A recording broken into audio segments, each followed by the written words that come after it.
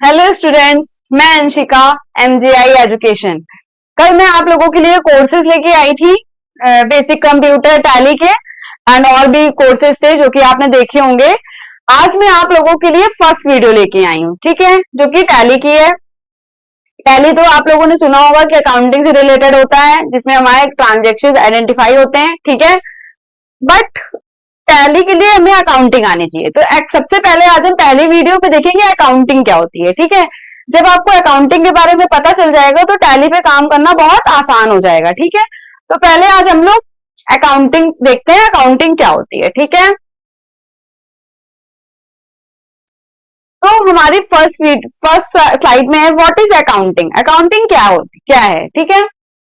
इसमें लिखा हुआ है accounting is the process of recording, analysing and reporting financial transactions for a business और इंडिविजुअल्स। अकाउंटिंग क्या होती है? अकाउंटिंग पे हम लोग ट्रांजैक्शंस करते हैं, ठीक है, एनालाइज करते हैं, रिकॉर्ड करते हैं, रिपोर्ट करते हैं कि एक्चुअल में हमारे बिजनेस में चल क्या रहा है, ठीक है। कौन सा क्या क्या हमारे बिजनेस में खरीदा जा रहा है, क्या किस चीज को हम सेल कर रहे हैं, किस चीज को हम परचेज कर रहे हैं, कितनी पेमेंट आई है, कितनी रिसिप्ट ली है हमने दी है।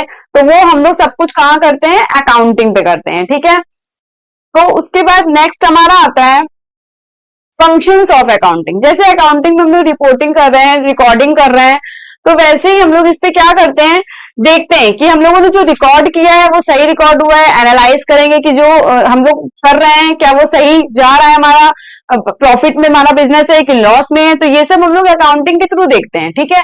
तो पहला हमारा क्या होता है अकाउंटिंग फंक्शंस में? रिकॉर्डिंग करना। जैसे हमारा बिजनेस है परचेज का, ठीक है, हम लोग कोई कंपनी है जिसमें हम लोग सेल परचेज करते हैं, तो उसमें क्या करते हैं हम लोग, जैसे हमारे यहाँ कितनी परचेज हुई, हमारे पास स्टॉक कितना बचा हुआ है, या हमको कितना सेल करना है, या हमारे पास ऑर्डर कितने आए हुए हैं, तो वो सब हमको देखने के लिए क्या करना पड़ेगा? उसको रिकॉर्ड करना पड़ेगा। अगर हमारे पास उसका रिकॉर्ड ही नहीं होगा तो क्या हम अपने बिजनेस को रन करा पाएंगे, चला पाएंगे?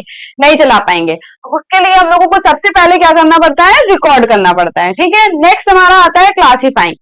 जैसे हमने कोई चीज रिकॉर्ड कर ली, लाइक हमारे पास स्टॉक्स हैं, ठीक है, अब हम पेन का बिजनेस कर रहे हैं, बुक्स का बिजनेस कर रहे हैं, या हमारे यहाँ कैश हो रहा है, परचेज हो रहा है, सेल में हो रहा है, किस तरह से हो रहा है, तो उसको हम लोग कैटेगराइज करते हैं, मतलब अलग अलग कैटेगरीज में रखते हैं, जिससे हम लोग उसको इजी वे में देख सके कि एक्चुअल में करना क्या है, ठीक है। तो उसको ग्रुप बनाते हैं और फिर उसकी कैटेगरीज बनाते हैं और उसको क्लासिफाइंग करते हैं, ठीक है। नेक्स्ट हमारा आता है समराइजिंग। समराइजिंग क्या होता है?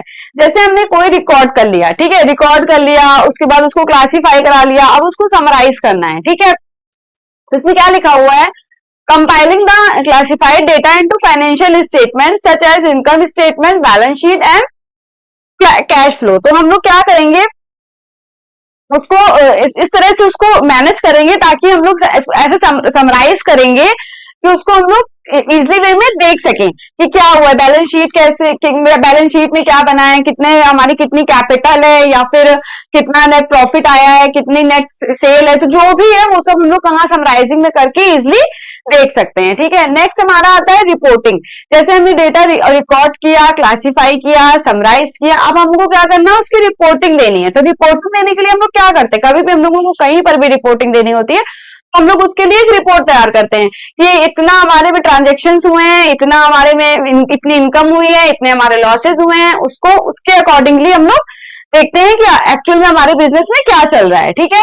तो रिपोर्टिंग करने के लिए हम लोग को presenting the summarised information in a meaningful formats for analysing. तो क्या करते हैं, जितना भी हमने समराइज किया होता है उसके अकॉर्डिंग हम लोग रिपोर्ट तैयार करते हैं, ठीक है। नेक्स्ट हमारा आता है एनालाइजिंग।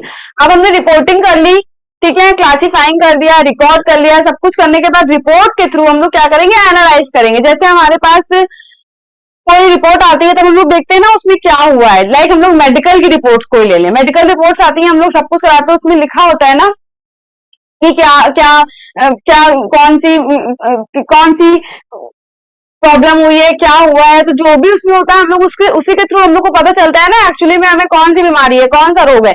तो इसी तरह अकाउंटिंग में भी होता है। अकाउंटिंग में भी जैसे बैलेंस शीट बना ली हमने, ठीक है, स्टेटमेंट, इनकम स्टेटमेंट्स बना लिए, सब कुछ बना लिया, तो उसके बाद हम लोग उसको एनालाइज करेंगे कि प्रॉफिट हो रहा है, लॉस हो रहा है, हमारी कंपनी किस साइड जा रही है, प्रॉफिट में जा रही है कि लॉस में जा रही है, ठीक है। और इसको बनाने के बाद इसी के थ्रू हम लोग फ्यूचर का देखते हैं कि हमें फ्यूचर में किस चीज को मेंटेन करके रखना है, क्या उसमें सही करके रखना है। ठीक है, अब नेक्स्ट हमारा आता है टू टाइप्स ऑफ ट्रांजेक्शन्स। तो हमारे जो ट्रांजेक्शन्स होते हैं वो दो तरह के होते हैं। ठीक है, एक हमारा होता है बिजनेस ट्रांजेक्शन्स, एक हमारा होता है मॉनेटरी ट्रांजेक्शन। तो बिजनेस ट्रांजेक्शन्स में क्या आता है, business transactions is defined as the transfer of goods services of money और sorry money from one person of business accounts to another. जैसे क्या करते हैं, जैसे बिजनेस बिजनेस ट्रांजेक्शन से आप समझ रहे होंगे जो दो लोगों के बीच में होता है, दो लोग किसी सर्विसेज को एक्सचेंज कर रहे हैं या अपनी सर्विस दे रहे हैं, पैसा ले रहे हैं, कुछ भी कर रहे हैं, तो वो हमारा बिजनेस ट्रांजेक्शन में हो जाएगा। ठीक है, तो वो दो लोगों के बीच में आएगा। नेक्स्ट हमारा आता है मॉनेटरी ट्रांजेक्शन्स। मॉनेटरी ट्रांजेक्शन्स हमारा मनी से रिलेटेड होता है, लाइक कहीं पे कैश में बिजनेस चल रहा है, क्रेडिट पे उधार पे चल रहा है, या फिर चेक के थ्रू चल रहा है, कोई बैंक टू बैंक ट्रांजेक्शन्स करा रहा है, कोई कैश में ट्रांजेक्शन्स करा रहा है, तो वो हमारा मॉनेटरी ट्रांजेक्शन्स में काउंट हो जाता है। इसमें लिखा हुआ है जैसे कि monetary transactions refer to any action involving the deposit, withdraw, transfer और एक्सचेंज ऑफ मनी और monetary instruments, cash, credit and cheque. तो इसके थ्रू हम लोग मॉनेटरी ट्रांजेक्शन्स कर सकते हैं। ठीक है, नेक्स्ट हमारा आता है, जैसे कि अभी मैंने आपको स्टार्टिंग में बताया कि फंक्शंस ऑफ अकाउंटिंग में बताया कि रिकॉर्डिंग होती है, क्लासिफाइंग होती है, रिपोर्टिंग होती है, एनालाइजिंग होती है। तो वो हम करते किसमें रिकॉर्ड करते हैं, किसमें क्लासिफाइंग करते हैं, किसमें रिपोर्ट करते हैं, जिससे हम लोग लास्ट में एनालाइज करते हैं।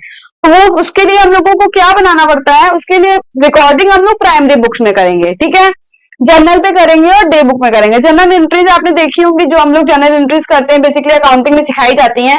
जैसे हमने सामान कुछ परचेज किया, कोई गुड्स परचेज किया, तो उसकी एंट्री क्या होती है, परचेज अकाउंट डेबिट कैश। ठीक है, सेल किया तो cash account debit to sale. तो इसकी जो एंट्रीज होती है वो जर्नल पर हम लोग कर लेते हैं। ठीक है, नेक्स्ट हमारी आती है, इसको जो जर्नल पर जो एंट्रीज की होती है उसी से हम लोग लेजर्स क्रिएट करते हैं।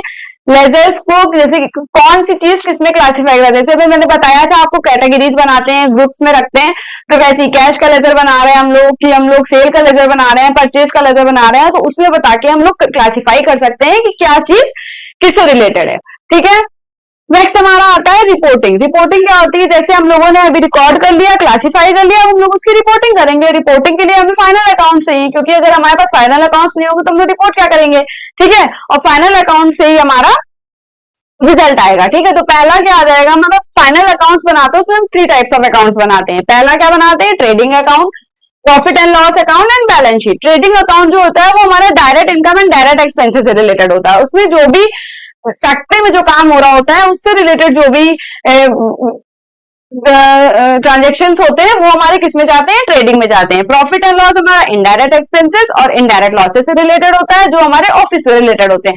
उसमें जो भी आ रहा होता है वो हमारा प्रॉफिट एंड लॉस अकाउंट्स में जाता है। ठीक है, नेक्स्ट हमारी आती है बैलेंस शीट, जो कि ट्रेडिंग एंड पीएल से इफेक्टेड होता है। इसमें जो भी ट्रेडिंग एंड पीएल में होता है वो सब हमारा बैलेंस शीट में जाता है, और उसके थ्रू हमारा रिजल्ट आता है कि एक्चुअल में कंपनी प्रॉफिट में है या लॉस में है। ठीक है, इससे हम लोग एनालाइज कर सकते हैं। ठीक है, नेक्स्ट हमारा आता है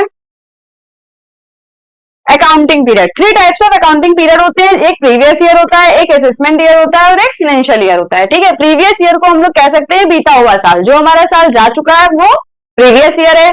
जो हमारा साल आने वाला है वो कौन से साल होगा, असेसमेंट ईयर होगा। और जो चल रहा है उसको हम लोग वित्तीय वर्ष बोलते हैं, तो ये क्या है, फाइनेंशियल ईयर है। असेसमेंट ईयर को हम लोग आगत वर्ष भी बोल सकते हैं अकाउंटिंग लैंग्वेज में। ठीक है, तो इसमें क्या आता है, प्रीवियस ईयर। तो हम लोग कैसे पता करेंगे कि प्रीवियस ईयर हमारा क्या था। ठीक है, तो प्रीवियस ईयर था हमारा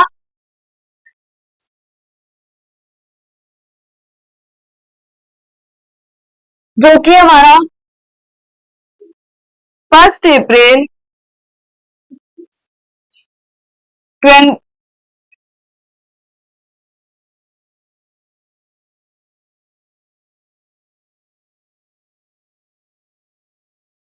1 अप्रैल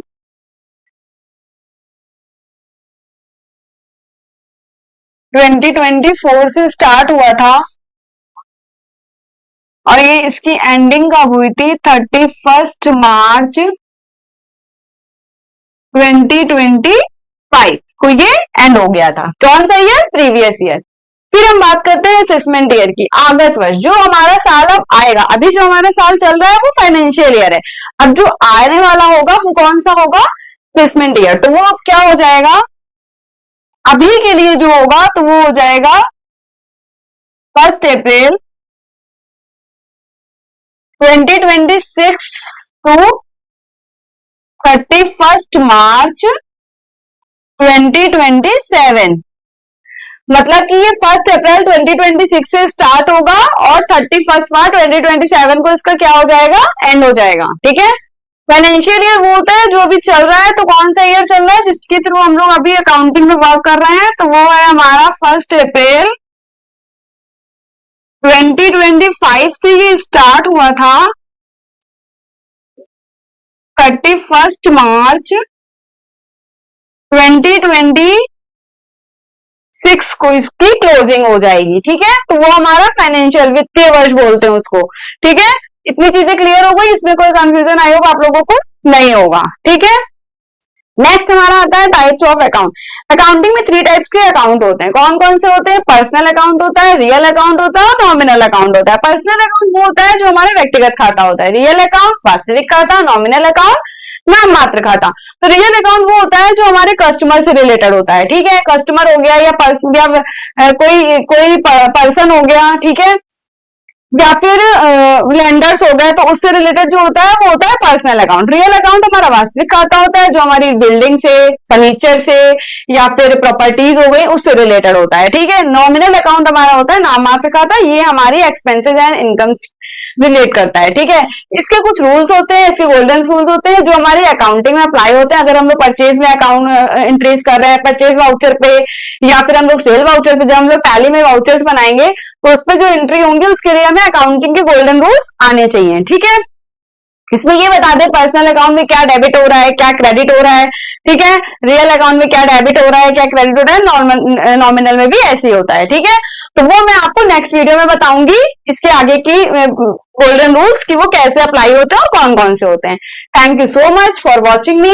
एंड हाँ, अगर आपको इसके नोट्स चाहिए, जो अकाउंटिंग के नोट्स चाहिए, तो आप इसके लिए हमें कॉन्टेक्ट कर सकते हो, जो कि ओनली 99 रुपीज में आपके लिए अवेलेबल है, आपको मैं प्रोवाइड करा दूंगी। ठीक है, thank you so much for watching me.